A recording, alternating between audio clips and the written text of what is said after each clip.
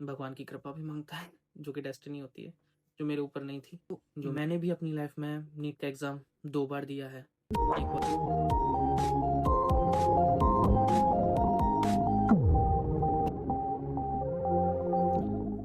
Hello दोस्तों, मैं Gagan, third year medical student in Samara state medical university. मैं अभी एमबीबीएस कर रहा हूँ समारा स्टेट मेडिकल यूनिवर्सिटी से थर्ड ईयर में। बाकी आप लोगों को मैं आज बताने वाला था नीट जो एग्ज़ाम होता है, अंडर ग्रेजुएट एग्ज़ाम होता है एमबीबीएस स्टूडेंट्स के लिए, जो लोग आगे अपनी लाइफ में एमबीबीएस परस्यू करना चाहते हैं या डॉक्टर बनना चाहते हैं इन इंडिया, उन लोगों को नीट एग्ज़ाम देना कंपलसरी है। उनको नीट एग्ज़ाम देना कंपलसरी है। नीट यूजी जो हर साल एक बार होता है, मई के मंथ में होता है, फर्स्ट संडे ऑफ मई कोई एग्ज़ाम हर साल होता है। तो मैंने भी अपनी लाइफ में नीट का एग्ज़ाम 2 बार दिया है। एक बार मेरे बोर्ड्स ख़त्म हुए थे उसी ईयर मैंने 2022 में, उसके बाद मैंने एक ड्रॉप लिया था, फिर मैंने दिया था 2023 में। नीट जो है वो हमारी किस्मत के ऊपर भी डिपेंड करता है और हमारे हार्ड वर्क के ऊपर भी। हम जितना अच्छा पढ़ेंगे उतना अच्छा हमारा रिजल्ट आएगा। साथ में इसमें थोड़ा सा, बिल्कुल थोड़ा सा, मतलब 0.1% हमारी डेस्टिनी का भी खेल होता है कि हम नीट क्वालिफाई कर पाएंगे या नहीं कर पाएंगे। जो नीट होता है उसका एलिजिबिलिटी क्राइटेरिया जो होता है वो होता है आपका 12th पास होना चाहिए, वो भी पीसीबी से बायो के साथ होना चाहिए। कुछ लोग पीसीएमबी लेते हैं, वो भी लोग भी एलिजिबल होते हैं एग्ज़ाम देने के लिए। बाकी आपका इसका कोई भी एज लिमिट नहीं है कि आप किसी भी एज के हों, आप चाहे 70 के हों, 75 के हों, आप नीट एग्ज़ाम दे सकते हैं। बाकी इसमें हर साल 20 लाख प्लस स्टूडेंट्स हर बार अपीयर होते हैं एग्ज़ाम में, मतलब फॉर्म्स फिल होते हैं एग्ज़ाम में। 24 लैक्स इस साल जो 2025 है, रिसेंट ईयर में 24 लाख स्टूडेंट्स अपीयर हुए थे नीट यूजी के एग्ज़ाम में।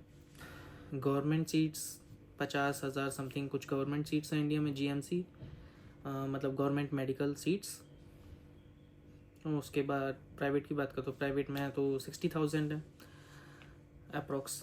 प्राइवेट का तो बात ही क्या करें, उसका तो फीस ही हम लोग कैपेबल ही नहीं होते उसकी फ़ीस को पे करने के लिए। बाकी और बात करें तो हमारी एब्रॉड में भी बहुत लोग स्टूडेंट्स आते हैं। अभी मैं एब्रॉड में हूँ, रशिया में एमबीबीएस कर रहा हूँ मैं अभी।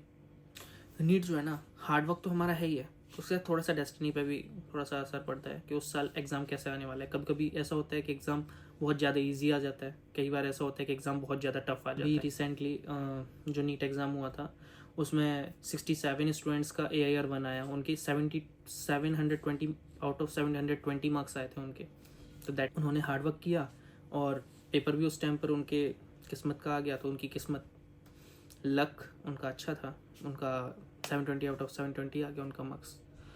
तो ये डेस्टिनी पर भी डिपेंड करती हैं बहुत सारी चीज़ें। तो नीट जो है हार्ड वर्क तो मांगता ही है, साथ में थोड़ी सी भगवान की कृपा भी मांगता है, जो कि डेस्टिनी होती है, जो मेरे ऊपर नहीं थी, जो मैं यहाँ पे आ गया रशिया। बाकी नीट के लिए पढ़ना इज़ मोर इम्पोर्टेंट। आपके 180 मार्क्स ईच सब्जेक्ट होता है, 180 of for botany, zoology and physics and chemistry. So 180 marks each होता है। बाकी आपके 200 टोटल क्वेश्चंस होते हैं, उसमें से 180 क्वेश्चंस आपको करने होते हैं कंप्लीट। नीट एग्ज़ाम जो है ना, नीट एग्ज़ाम जैसे होने वाला होता है ना, उससे पहले इतने ज़्यादा रूमर्स होते हैं कि पेपर लीक हो गया, ये हो गया, बहुत कुछ रूमर्स होते हैं। कोचिंग वाले कुछ फैलाते हैं, कुछ स्टूडेंट्स फैलाते हैं, बहुत सारे रूमर्स इतने होते हैं कि हमारा फोकस नहीं लग पाता पढ़ाई में। इसलिए हमको अपनी पढ़ाई नहीं रोकनी होती है, चाहे कुछ भी हो जाए। डेस्टिनी तो साथ देगी, बट हमको अपना पढ़ाई रेगुलरली करना होता है। इसके लिए हम सिर्फ डेस्टिनी के भरोसे नहीं रह सकते, अपने हार्डवर्क को कंटिन्यू रखना पड़ता है। इसलिए कुछ भी हो जाए, कोई भी रूमर हो या फिर कुछ भी हो जाए, बट हमें अपनी पढ़ाई कंटिन्यू रखनी होगी, पढ़ाई नहीं छोड़नी होगी। मॉक टेस्ट होते हैं जो भी कोचिंग सेंटर्स में होते हैं, जो कुछ भी होता है, बट अपनी पढ़ाई को थोड़ी रोक दोगे। बहुत रूमर्स होते हैं, मेरे टाइम पे भी रूमर्स हो रहे थे, पेपर लीक हो गया, कुछ सेंटर्स हो गए वहाँ पे टीचर खुद करवा रहे हैं एग्ज़ाम, बहुत कुछ होता है। बट ऐसा कुछ नहीं होता। एनटीए उस टाइम पे किसी की नहीं सुनता है, कुछ भी हो जाए। एनटीए जो इस एग्ज़ाम को कंडक्ट करवाता है। अभी नीट का लेवल इतना ज़्यादा हाई भी नहीं है। नीट का लेवल इज़ लाइक लोगों के अगर फुल मार्क्स आ पा रहे हैं तो आपके 600 प्लस आना is not a big game. So continue struggling for your hard work and destiny. Destiny आपके साथ तब होगी जब आप हार्ड वर्क करोगे। तो first do your hard work, then destiny will support you when you do the hard work for yourself. So NEET exam ना कुछ इतना टफ नहीं है। आप अगर पढ़ोगे और पढ़ते रहोगे तो आपका कन्फर्मली निकलेगा। और अगर आप हार्ड वर्क कर रहे हो अपनी लाइफ में तो डेस्टिनी भी आपका साथ देगी, भगवान भी आपका साथ देगा। सो लगे रहो अपनी लाइफ में, पढ़ते रहो। और इस वीडियो को बनाने का एक ही मकसद था, जो रूमर्स होते हैं या फिर जो भी लोग कहते हैं उनकी बातों को मत सुनो। जो अपने मन में आ रहा है वो करो, और मन में वही आना चाहिए जो तुम्हारा फ्यूचर संभाल सके, तुमको आगे सपोर्ट कर सके। तो तुमने किस लिए पढ़ाई शुरू की थी नीट की? नीट निकालने के लिए, डॉक्टर बनने के लिए ना। तो डॉक्टर तुम तभी बनोगे जब तुम नीट का एग्जाम निकालोगे। तो पढ़ो, और क्या।